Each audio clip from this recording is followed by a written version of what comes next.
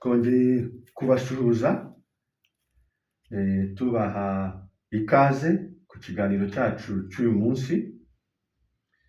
Uyu munsi turasa n'abasubira inyuma gatoya.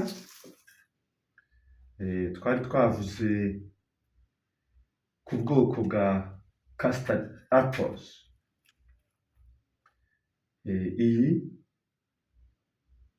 Uru rubuto twari twarubonyeho mu kiganiro cy'ubushize.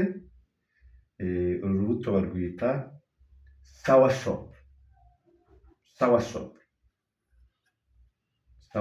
Urabona ko izi zose ni soursop.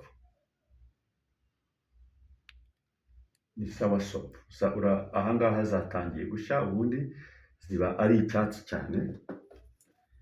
Iyi ni soursop nini yakuze. Izi mbuto rero ziboneka muri East Africa hose, ndetse ndabyibuka kera hari n'ibiti byabyo byagendaga biba hamwe mu mujyi wa Kigali, ariko ubu biragoye kugira ngo ubone igiti cyabyo. Ariko mu ntara, mu majyaruguru biraboneka cyane. Mu ntara mu majyaruguru biraboneka cyane.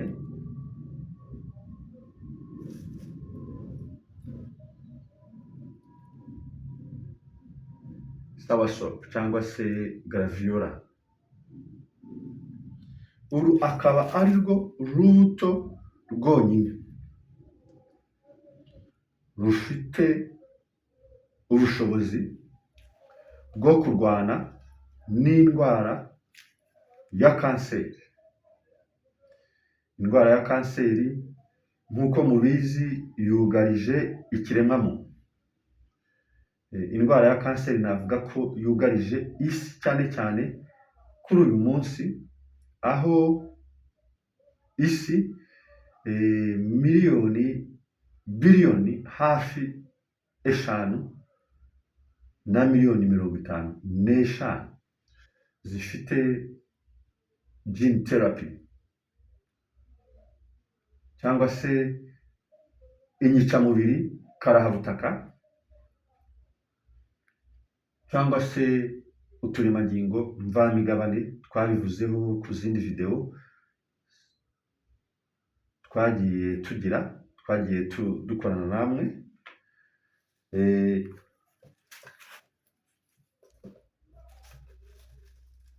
Biliyoni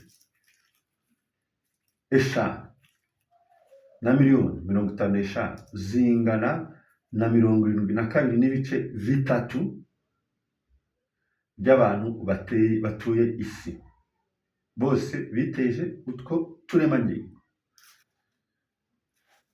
Uyu munsi rero ntabwo icyatuzanye ari urubuto.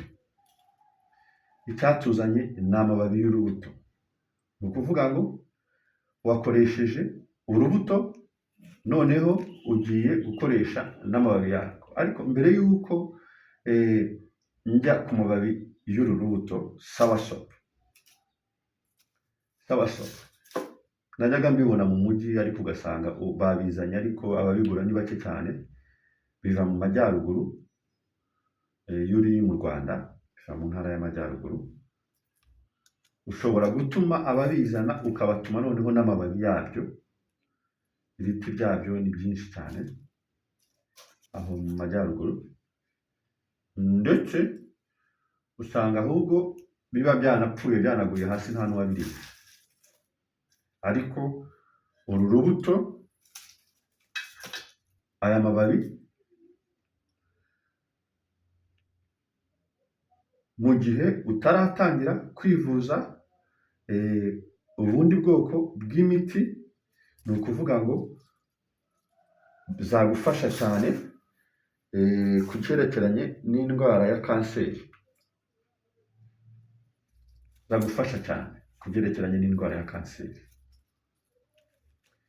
Mu gihe utaruzuza imiti yindi umubiri wawe ngo batangire batwike icyo nakwita cells nzima bazitwikane noneho n'izapfuye. Iriya therapy hari abifasha ariko hari n'abo usanga yangije kurushaho, ndavuga therapy ya chemotherapy. Ni byiza rero mu gihe ugifatwa na kanseri kubanza kugerageza gukoresha ibintu by'umwimerere.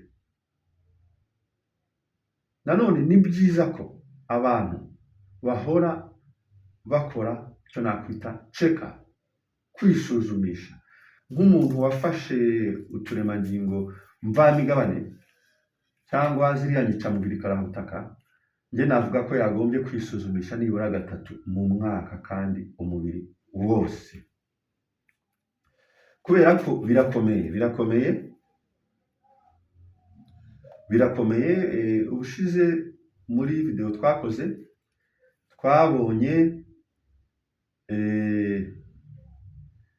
twabonye ko iyo umuntu amaze guterwa iriya spike protein RNA, ariko twibukiranye ko iyi atari RNA ubusanzwe umubiri ubwayo ikora. Umubiri ubwayo usanzwe ukora messenger RNA. Izi nizo bita gene therapy. Ni ukuvuga ngo utu turemangingo, utu nyicamubiri karahutaka nizo bita gene therapy. Ni ukuvuga ngo ni imiti yakoreshejwe itaboneka mu bidukikije, itaboneka muri nature, imiti itaboneka no mu isaho. Niyo mpamvu ari uturemangingo mvamigabane. Twabonye LC32 ko yakoreshejwe cyane muri utu turemangingo, twabonye SV40 ko yakoreshejwe. LC32 ntabwo iva ku mugabane w'isi. Iyo rero umuntu bamuteye, dusuye inyuma ho gato tukibukiranya ku bushakashatsi bwo muri Sweden, muri Lund University, twabonye ko iyo umuntu bamuteye, hari video nakoze icyo kiganiro ubushize, twabonye ko iyo umuntu bamuteye izi lipid nanoparticles cyangwa se utu duce cyangwa tw'umuti, nanone twibukiranye ko Moderna ikoresha 40 biliyoni 40, naho Pfizer igakoresha biliyoni 20. Bivuga ngo ufite inkingo 3 za Pfizer afite biliyoni 60 za lipid nanoparticles cyangwa se ubuce bw'umuti mu mubiri we. Ufite Moderna 2 afite biliyoni 80. Sinibaza ko ubu ngubu ubuzima bwe bumeze neza ufite Moderna 2, kuko ni dosage yo ku gipimo cyo hejuru cyane. Noneho iyo zimaze kugera mu mubiri rero, dukurikije ubwo bushakashatsi bwakozwe kuri iyo university, mu masaha 6,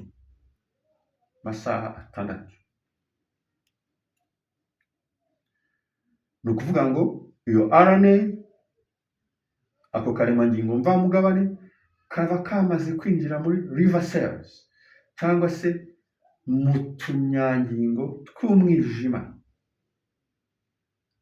noneho ikinjira muri DNA.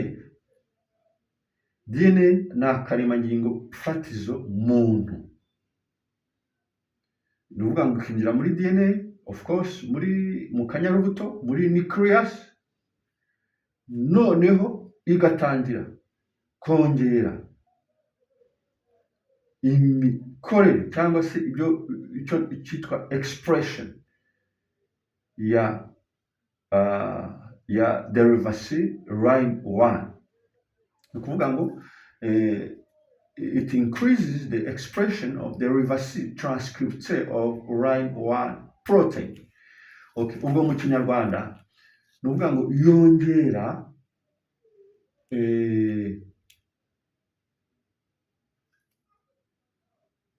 ingufu nanone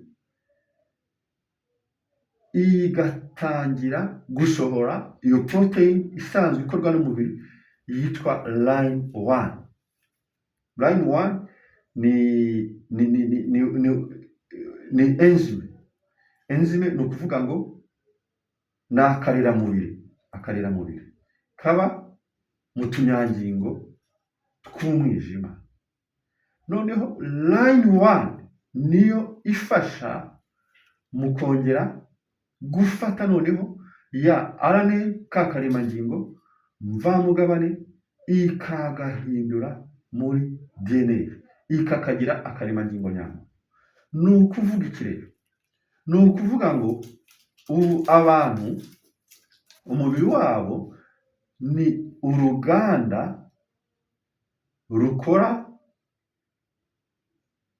RNA, rukora uturemangingo mvamugabane. Ni ukuvuga ngo wa muti babateyemo nubwo kari agashinge gato, umubiri uracyawukora. Uwo muti rero dukurikije ubwo bushakashatsi icyo gihe uko bavuga ko uzatera genome toxicity. Ni ukuvuga ngo uzangiza uturemangingo twibanze two mu mubiri w'umuntu. Bavugaga ko uzatera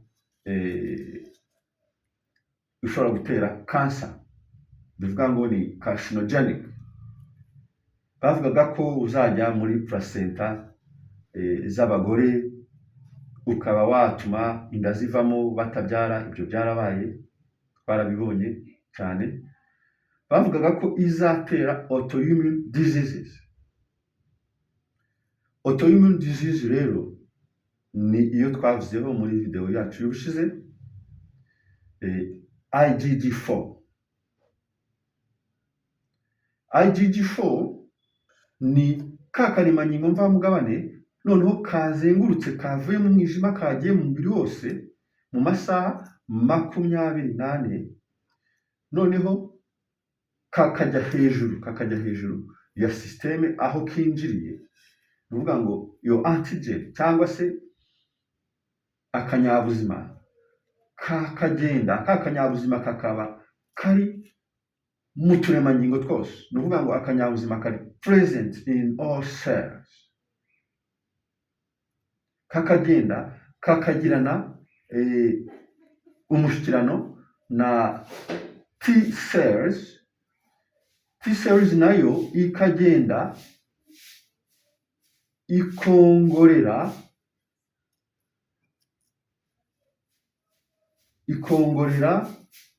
B cells. B cells ikagenda igakora antibodies. Antibodies ubundi ni izagombye kurwanya indwara mu mubiri wacu. Noneho iyo izo B cells cyangwa utwo tunyangingo twa B dutangiye gukora antibodies, ntabwo duhagarara, dukora antibodies noneho tukarenza igipimo.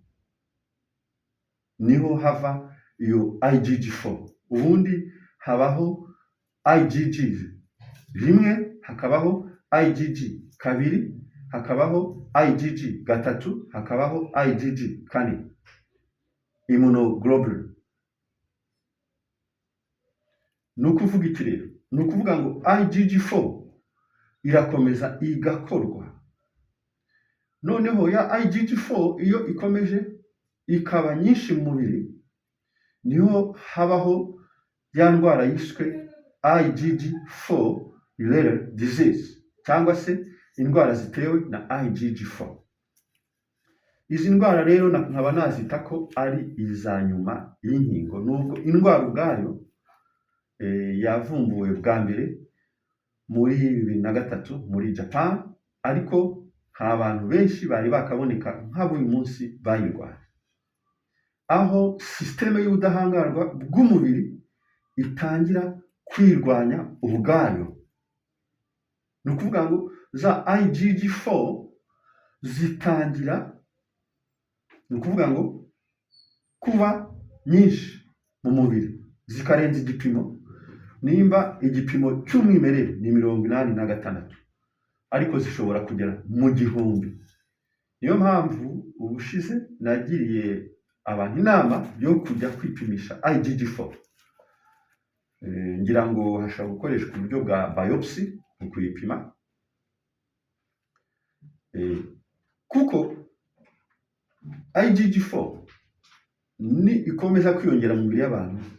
Ni ukuvuga ngo izi IgG rare disease cyangwa se ubu bwoko bw'indwara ntabwo bukira, nta muti bugira, nta n'urukingo bugira.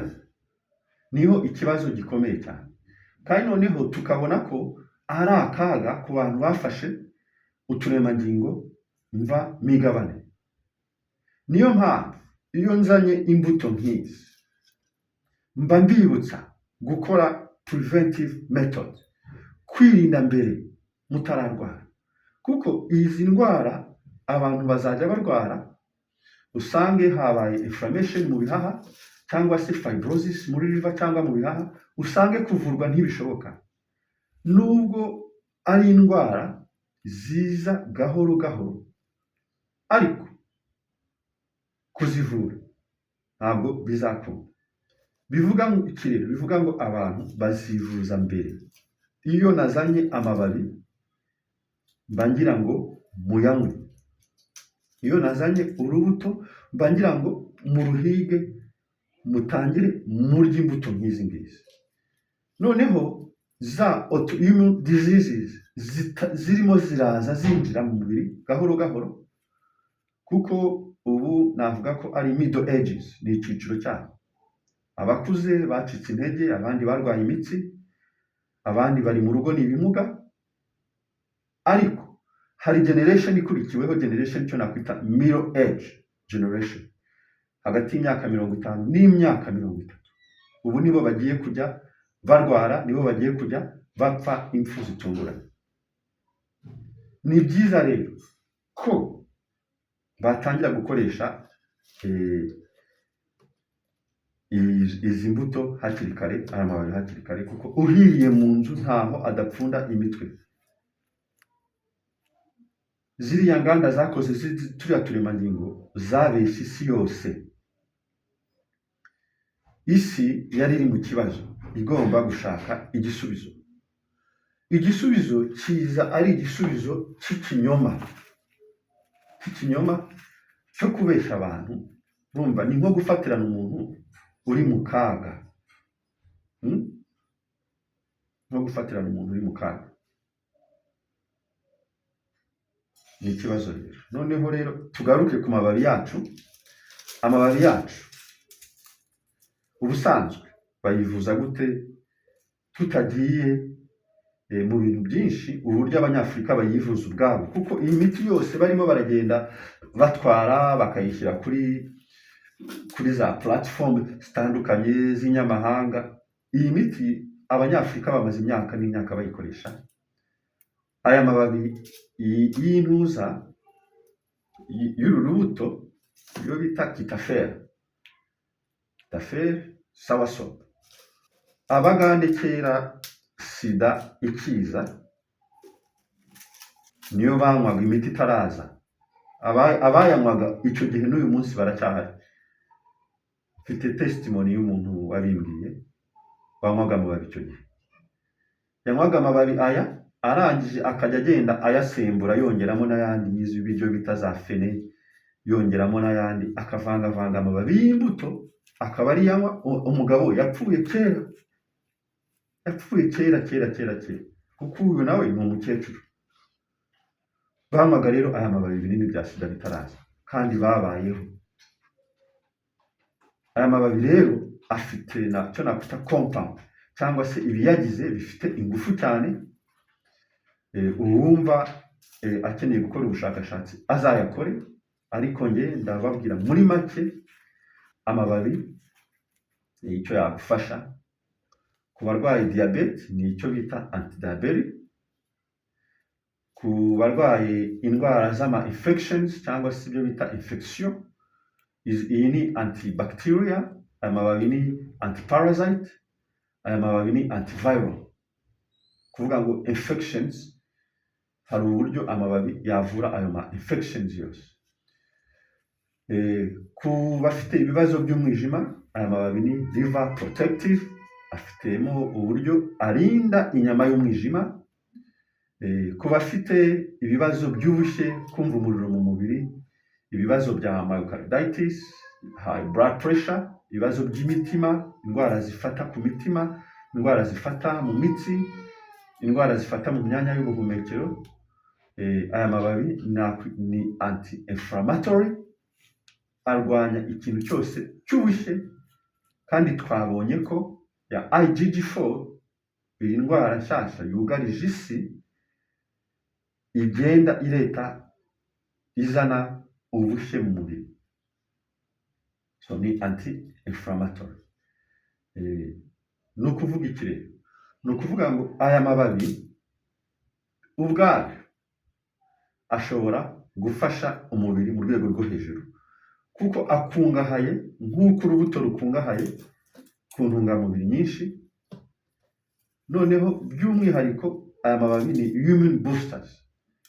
Immune boosters ku bantu bafite agakoko gatera sida barabizi iyo tuvuze immune boosters, cyangwa se abasirikare b'umubiri.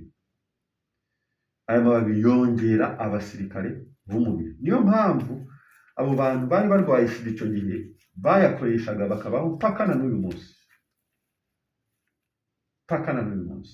Ibinini bitaraza.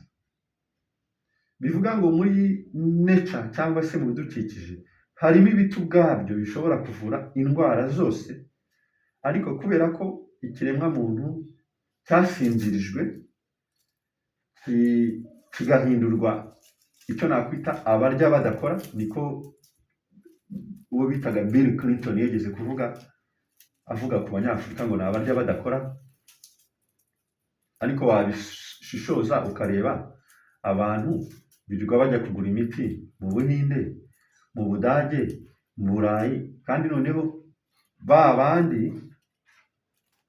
bandi bo imiti baraza bakayivana muri Afurika.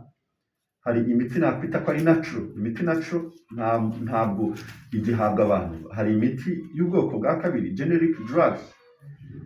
Ni ukuvuga ngo iyo miti niyo baha abantu rusange, imiti idakozwe mu bimera. Imiti ikozwe mu bimera ubu ngubu mu bihugu by'i Burayi, mu bihugu byo hanze, ihabwa abami n'abamikazi, ihabwa abayobozi bakomeye. Imiti ikoze mu biti by'umwimerere. Nigeze kumva umwami w'Ubwongereza abivugaho, abwira abantu ngo basubire ku byatsi gakondo, kuko uwe bamukoreramo ibinini nibyo bivuza hariya iwabo muri iriya kingdom yabo.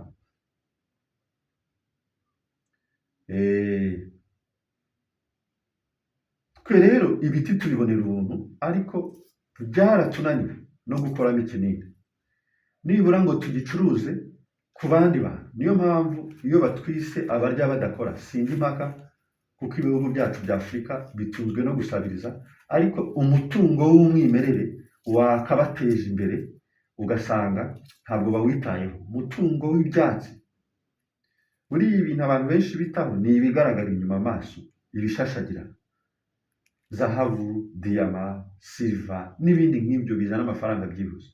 Ariko hari ikintu gishobora kuzana amafaranga mu bihe birebire kandi amafaranga ahoraho.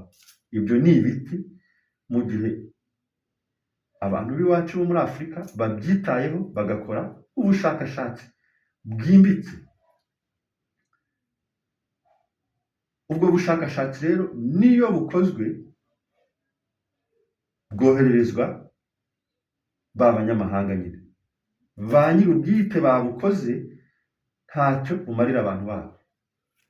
Niho usanga ERST mu Rwanda ngira ngo imaze imyaka irenga 100, ariko nta n'ikinini cy'umuravumba irasohora. Ariko ni ukujyayo bakakubwira ibiti bivura byinshi biri aho mu mashyamba yabo, bakabikwereka, ariko ukibaza bano bantu ko bafite imiti yose kuki batayikoresha mu baturage babo. Ugasanga rero ni ya mitekerereze y'ubukoloni, aho abantu batigirira icyizere. So ni byiza rero ko generation y'igihe kizaza izatangira kwigirira icyizere, noneho ikabyaza umusaruro ibihari. Aya mababi rero abarwayi ba kanseri muyakoreshe, abarwayi b'imyijima muyakoreshe, abarwayi b'impyiko muyakoreshe, abarwayi ba sida muyakoreshe cyane, abarwayi ba diyabete muyakoreshe cyane, abafite ama infection muyahige muyakoreshe. Aya mababi arimo akantu, nibura uyanywe iminsi 77 urebe impinduka ikaze mu mubiri wawe. Gusa icyo nakongeraho ku barwayi ba kanseri, wayakoresha ariko niba waratangiye imiti yo kwa muganga, buriya iyo watangiye za chemotherapy biragoye ngo imiti y'umwimerere ibe ikikuvuye, kuko habayeho ubundi bwoko bw'imiti bwinjira mu mubiri budakorana n'ibi. Ibi ni ibintu umuntu akoresha ataratangira imiti yo kwa muganga. Ni ukuvuga ngo nimba ugiye kwa muganga bakagupima umuvuduko w'amaraso ukahita unywa aya mababi uhita ukira. Nimba ugiye kwa muganga bakagupima diyabete ukanywa aya mababi uhita ukira. Ariko iyo umaze imyaka 20 ku miti ya diyabete, umubiri wawe yarabaye iyo miti, aya mababi ngo akuvure ntabwo bishoboka. Ashobora kugabanyiriza. Waba urwaye indwara izo za high blood pressure, umuvuduko n'izindi ndwara zigendana n'inyama y'umutima, ashobora kugabanyiriza, ariko ntabwo yakuvura kuko umubiri wawe warahindutse. Umubiri wawe ntabwo ugitanga icyo nakwita communication n'ibidukikije, ntabwo ukiganira n'ibintu by'umwimerere ntugikorana nabyo. Umubiri wawe warinjiriwe, winjijwemo indi miti ituma habaho impinduka. Niyo mpamvu abantu bahera kwa muganga akamara imyaka 20 yivuza anywa imiti tugwenda y'umuvuduko, bikanga yagera mu muvuduko wamurembeje wagiye hejuru cyane, ati buriya rero hari umuvuzi gakondo wahangaha ngo uvura indwara y'umutima. Uwo muvuzi gakondo koko akaba yibitse n'imiti ikora. Noneho wa muntu kubera imyaka amaze, kubera ko umubiri wabaye imiti, yagera ku muvuzi gakondo, noneho umuvuzi gakondo wibuke ngo abenshi ntabwo navuga ko bafite amashuri ahagije, ndavuga abo dufite muri kino gihe. Noneho umuvuzi gakondo agahita akubwira ibinini bireke, ugahita utangira wa muti. Ariko umuvuzi gakondo ntabwo yasobanukiwe ko umuti wabaye kimwe mu kigize umubiri wawe. Noneho wagera mu rugo, noneho umutima ukaba wazamuka, ukaba wagera muri koma cyangwa ukaba wanapfa. Yakubwiye ngo uhagarike imiti kuko azi ko hari umuturanyi we nawe w'umuturage w'injiji yahaye umuti umuvuduko uhita ukira. Ariko wowe uyimazeho imyaka 20, arabikubwiye, uri umuntu ujijutse, uhita utaha, uhita uva ku kinini. Nibyo bajyaga bakora abantu barwaye sida ngo Imana yabakijije.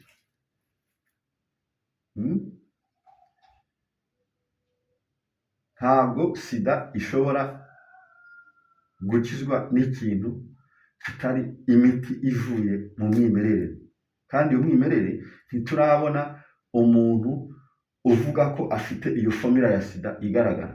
Ariko sida ubundi n'abazayivura bazayivura bakoresheje imiti y'umwimerere.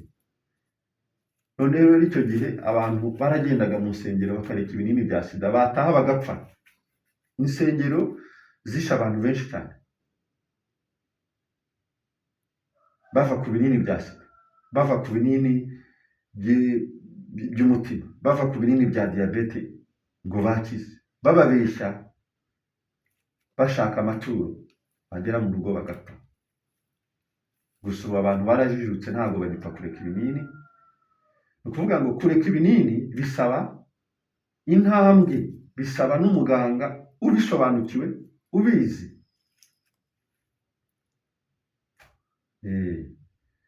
Ubwo twari tukiri ku bantu bahita bareka ibinini kandi imiti yarinjiye mu mubiri wabo. Rero ni byiza kwitonda mu gihe watangiye ubwoko bw'imiti yo kwa muganga, ukabanza ukaganira na muganga wawe, ugahuza ba baganga bombi, kuko sinumva impamvu waba waratangiye chemotherapy ugeze muri session nyinshi zo hejuru ukayihagarika ngo ni uko wabonye ngo umuti gakondo ngo bavuga kuvura kanseri. Rangiza chemotherapy noneho uzakoresha wa muti gakondo nyuma, ariko ntimukavange imiti. Ni bimwe abashinwa bavuga ngo ntangwe ebyiri ku musozi umwe, ntabwo zibasha kubana, kuko ingwe ni inyamaswa iba ishaka kwisanzura, ishaka ubwisanzure, noneho igasangaho n'indi ngwe ku musozi.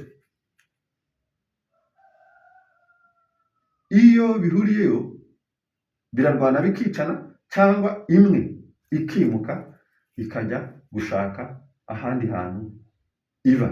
So ntangwe ebyiri ku musozi umwe. Uhisemo gakondo jya uyikurikirana, uyitangire hakiri kare. Nutangira ibinini ukomeze, nugira ngo uhindure ujye mu kindi kintu, ariko uganire na muganga wawe.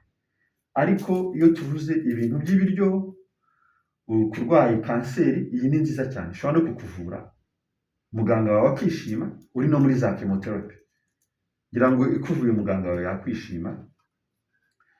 Uyikoresheje neza ukayivanga na muzabibu, star fruit twabonye ubushize, iyi yakuvura kanseri.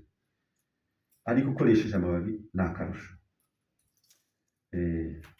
Ni byiza rero, mukomeze mwiteho. Mwari kumwe na Master Kata, mugire ibihe byiza.